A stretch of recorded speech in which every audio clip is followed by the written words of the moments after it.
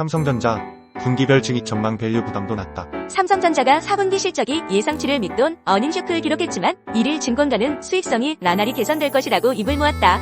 메모리 반도체가 적자폭을 축소하는 한편 글로벌 첫 인공지능 스마트폰 갤럭시 S24 시리즈 출시로 스마트폰 판매량 증가가 실적을 견인할 것이란 분석이다. 삼성전자는 전날 지난해 4분기 연결 기준 매출액 67조 7,799억 원, 영업이익 2조 8,247억 원을 각각 기록했다고 공시했다. 전년 대비 각각 34.40%, 3.82% 감소한 수치지만 전 분기 대비로는 각각 16.07%, 0.56% 늘었다. 반도체 담당인 DS 부문은 이 기간 매출액이 21조 6,900억 원, 영업손실이 2조 1,800억 원으로 집계됐다. 적자는 여전했지만 전분기보단 손실폭을 1조 5,700억 원가량 줄였다. 분기별 반도체 적자폭은 지난해 1분기, 2분기, 3분기, 4분기로 점차 축소됐다. 연간 누적 적자는 14조 8,700억 원이었다. 전체 실적을 연간으로 보면 매출액은 258조 9,355억 원, 영업이익은 6조 5,670억 원으로 각각 전년 동기 대비 14.33%, 84.86% 줄었다. 삼성전자 연간 영업이익이 10조 원을 밑돈 것은 글로벌 금융위기 시기이던 2008년 이후 15년 만이다. 증권가는 갤럭시 S24 출시로 모바일 경험 실적이 개선되는 데다 메모리 사업의 적자폭이 축소되면서 실적이 분기별로 계속 증가세를 보일 것으로 전망했다. KB증권은 1분기 메모리 반도체 영업이익이 2022년 3분기 이후 6년 만에 흑자 전환할 것으로 봤다. 금융정보업체 FN가이드에 따르면 1분기 삼성전자 실적에 대한 증권가 컨센서스는 매출 71조 6,763억 원, 영업이익 5조 3,926억 원으로 전년 동기 대비 매출과 영업이익이 각각 12.44%, 742.33% 늘어날 것으로 추정됐다. 김노포 하나증권연구원은 메모리 부문의 재고 부담이 상당히 축소된 부분이 긍정적이라며 올 상반기 중에 실적 개선 가속화를 기대할 수 있는 근거가 확보됐다고 말했다. 이어 스마트폰 시장의 회복과 더불어 온디바이스 AI에 대한 소비자들의 관심이 높은 만큼 하반기로 갈수록 실적의 상향 가능성이 높아질 것이라고 덧붙였다. 그러면서 2024년 기준 순자산 비율이 1.32배에 불과해 밸류에이션 여력은 충분하다고 판단된다고 밝혔다. 이수림 BS투자증권연구원은 메모리 실적 개선세에 힘입어 분기별 증익이 가능할 것이라며 디램은 1분기를 지나면서 정상 재고 수준에 도달해 낸드 역시 상반기 내로 정상화를 기대한다고 밝혔다. 이 연구원은 1분기는 전통적인 비수기 영향으로 단기 출하 부진 가능성 있다면서도 재고 레벨이 유의미하게 낮아진 만큼 2분기부터 메모리의 가파른 회복 속도를 주목할 필요가 있다고 분석했다. 다만 증권가 일각에선 삼성전자에 대한 과도한 낙관론은 경계해야 한다는 의견도 나온다. 박유화 키움증권연구원은 연말 연초를 지나며 반도체 전방 수요가 기대보다 부진한 흐름을 보이고 있으며 중국 스마트폰 시장의 유통 재고가 예상과 달리 재차 증가했고 기대했던 서버 수요의 회복도 아직까지 부재한 상황이라고 말했다. 반면 올 한해 메모리 공급량은 메모리 업체들의 가동률 상승과 장비 증설로 인해 시장 예상치를 상회할 것으로 보여 1분기 이후에 메모리 가격의 상승 탄력이 크게 둔화될 가능성이 높아졌다고 부연했다. 그러면서 전방 수요의 확연한 개선이 나타나기 이전까지는 메모리 공급 증가를 경계하는 투자 심리가 강해질 것으로 판단한다고 했다. 현대차증권은 1일 포스코홀딩스에 대해 실적이 지난해 4분기를 바닥으로 점진적으로 개선될 것으로 전망했다.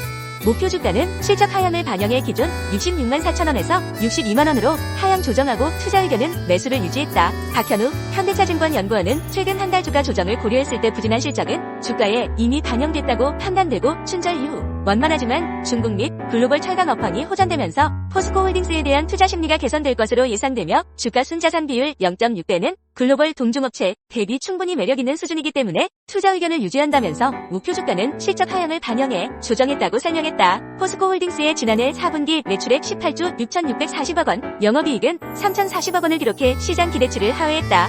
박 연구원은 실적이 예상보다 저조한 이유는 글로벌 철강 시황 부진에 따른 철강 가격 하락으로 스프레드 축소폭이 컸고 2차 전지 소재 부문의 부진한 실적과 재고자산 평가 손실의 영향 때문이라고 분석했다. 실적은 4분기를 저점으로 점진적으로 개선될 것으로 전망된다. 박 연구원은 3월부터 중국 및 글로벌 시황이 나아지면서 철강 부문 스프레드가 2분기에는 호전될 것이라며 포스코피 바라리튬 솔루션의 리튬 생산설비가 올해 하반기 본격적인 상업 생산을 시작할 것으로 예상되는데 리튬 가격 하락으로 시장에서는 우려가 있으나 스포드민 가격도 동반 하락해 수익은 충분히 가능할 것이라고 말했다. 이어 지난해 4분기 실적을 저점으로 점진적으로 개선되면서 주가도 우상향할 것으로 기대된다고 덧붙였다. SK증권은 하나금융지주의 주주 환원 정책이 시장 기대를 상회하고 있다며 목표 주가를 기존 5만 천원에서 6만 원으로 17.6% 올려잡았다.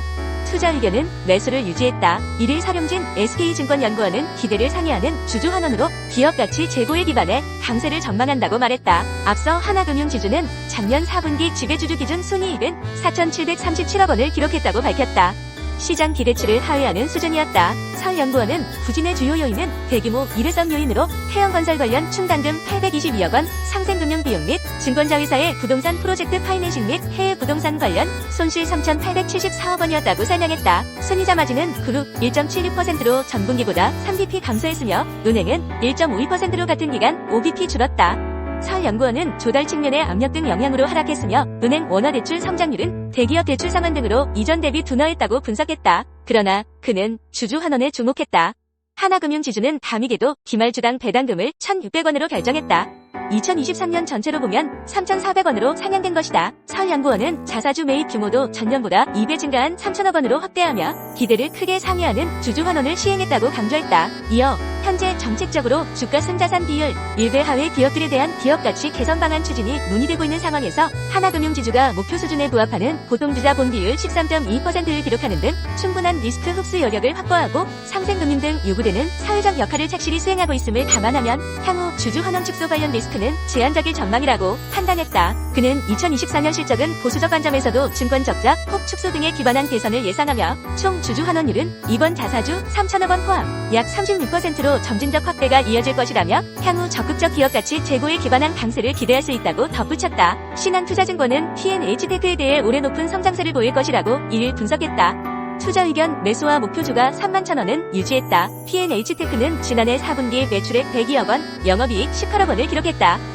남궁현 신한투자증권연구원은 유기발광 다이오드 소재업체의 경우 패널 생산 시점 대비 12개월 선수요가 발생한다며 주요 고객사의 지난해 3분기 패널 생산이 지연되며 공급된 소재 중 일부가 지난해 4분기 패널 생산에 투입됐다고 말했다. 신한투자증권은 올해 P&H테크의 매출액과 영업이익이 546억 원과 102억 원을 기록할 것으로 내다봤다. 전년 대비 각각 36%, 57% 증가다. 그는 실적 성장 배경은 고객사의 모바일 생산 능력 증설에 따른 물량 증가, IT OLED 충출 확대에 따른 신규 어플리케이션 추가, 전장용 OLED 패널 수요 증가라며 가동률 상승에 따른 레버리지, 효과로 영업이익률 개선도 지속될 것으로 보인다고 설명했다. 키움증권은 LG화학이 올해부터 향후 최대 3년간 투자 계획을 발표한 탓에 단기적으로 낮아진 수익성 대비 투자 부담은 늘어날 것으로 이를 분석했다.